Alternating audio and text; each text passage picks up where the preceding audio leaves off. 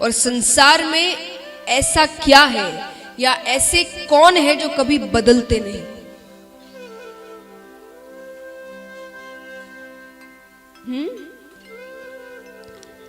मैं ऐसे सही कहा आपने, लेकिन बदलना यानी स्वभाव से नहीं। शरीर बदलना, मन बदलना, समय बदलना, अब वो हमेशा तो रहते नहीं।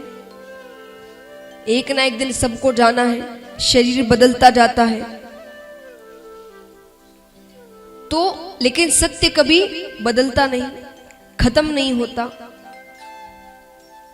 तो ऐसे कौन है जो कभी बदलते नहीं, कभी खत्म नहीं होते, कभी कहीं नहीं जाते? भगवान। आप यहां नहीं थे तो भी वो थे, हम यहां हैं तो भी वे हैं, और हम चले जाएंगे तो भी वे रहेंगे। तो आश्रय उसी का लेना जो कभी बदले नहीं। कई बार इस बात को आप अलग ढंग से भी समझ लेते हैं। आश्रय मतलब भगवान का लेना यानी संसार को छोड़ देना, परिवार को छोड़ देना नहीं।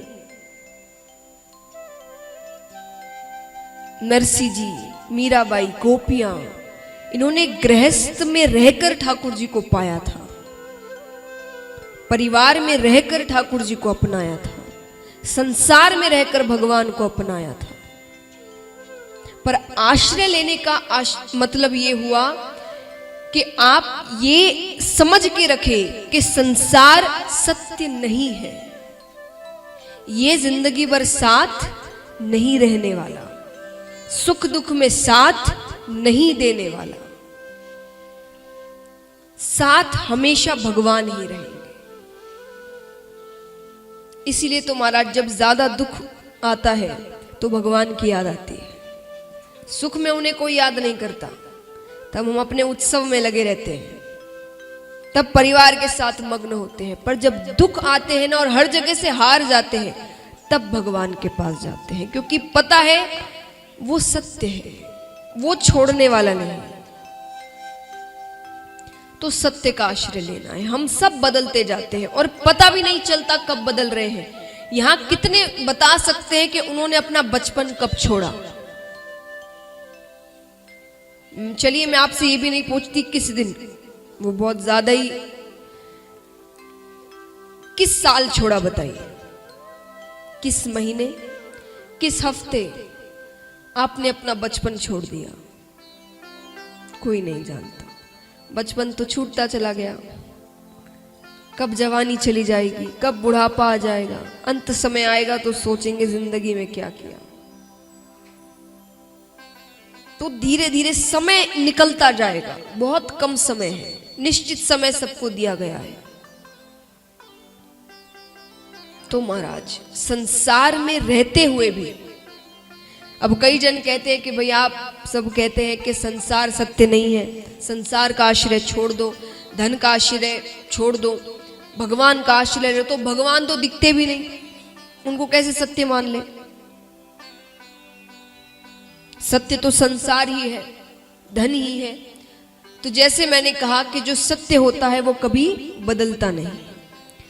तो जब हमने जन्म लिया था, बच्चे थे छोटे से, तब यहां पर कितनों को धन का आश्रय था।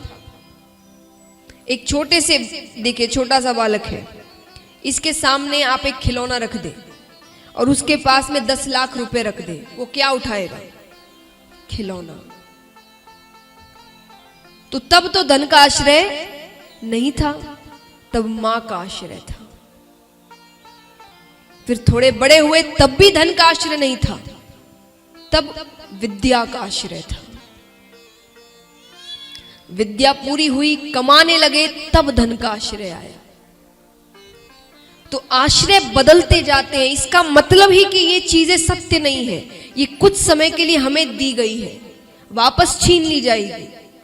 ये शरीर अपना होता तो रोक लेते कि बुखार होने से अपने आप को, तबीयत खराब, अपनी चीज को हम ठीक से रखते हैं, अपनी चीज होती है उसे संभाल कर रखते हैं, कुछ होने नहीं देते। तो अगर शरीर अपना है तो रोक सकते हैं हम इसे कुछ भी होने से? नहीं रोक सकते, क्योंकि अपना है ही नहीं। उधार लिया है। जो उम्र दी गई है जीवन बिताने के लिए, उतने उम्र के लिए ये उधार मिला है, इसे वापस लौटाना है। तो महाराज इन बातों को याद रखिए। संसार में रहना गलत नहीं है, धन कमाना गलत नहीं है, व्यापार करना गलत नहीं है, पर इन सब में भगवान को भूल जाना गलत है। 5 साल तक ठाकुर जी गोकुल में रहते हैं। उसके बाद नंद बाबा, यशोदा मैया, ठाकुर जी और सब वृंदावन आ जाते हैं। वृंदावन में आके ठाकुर जी ने रास लीला करी। अब यहां पर अभी तक शुकदेव जी ने राधा नाम का उच्चारण नहीं किया है। क्यों नहीं किया? शुकदेव जी राधा जी को अपना गुरु मानते थे। गुरु का नाम मुख से नहीं लेना चाहिए। कैसे गुरु मानते थे? अब शुकदेव जी शुक बालक है, तोते थे वो, तो वे जब ठाकुर जी के धाम में थे तो वे राधा नाम का उच्चारण किया करते थे। किस नाम का उच्चारण? राधा नाम का। राधा जी प्रसन्न होती है, उन्हें दर्शन देती है और आकर उनसे उन्होंने कहा कि राधा मत कहो, कृष्ण कहो।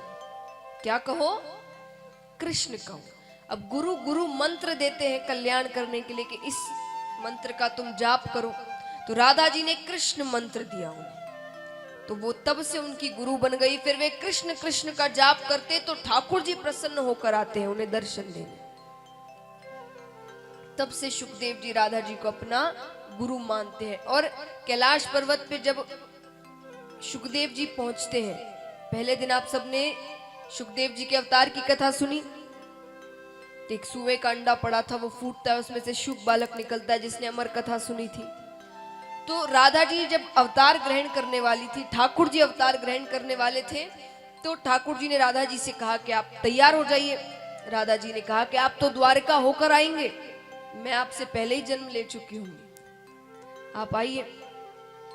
तो राधा जी ने शुक बालक को कहा कि हम तो जा रहे हैं। शुक बालक ने कहा कि मुझे भी आपके साथ जाना है। राधा जी ने कहा तुम जाकर क्या करोगे? बोले आपकी कथाएं सुनूंगा। तो बोले कथा सुनना है तो कैलाश पर्वत जाओ। महादेव जी और पार्वती जी आए दिन कोई ना कोई कथा की चर्चा करते रहते हैं, तो राधा जी ने उन्हें कैलाश पर्वत पर भेजा था। तो महाराज तो वे कहीं भी राधा नाम का उच्चारण नहीं करते, वो राधा जी को बड़ी गोपी के नाम से संबोधन करते हैं। बड़ी गोपी यानी राधा जी, वे उनका नाम नहीं लेते।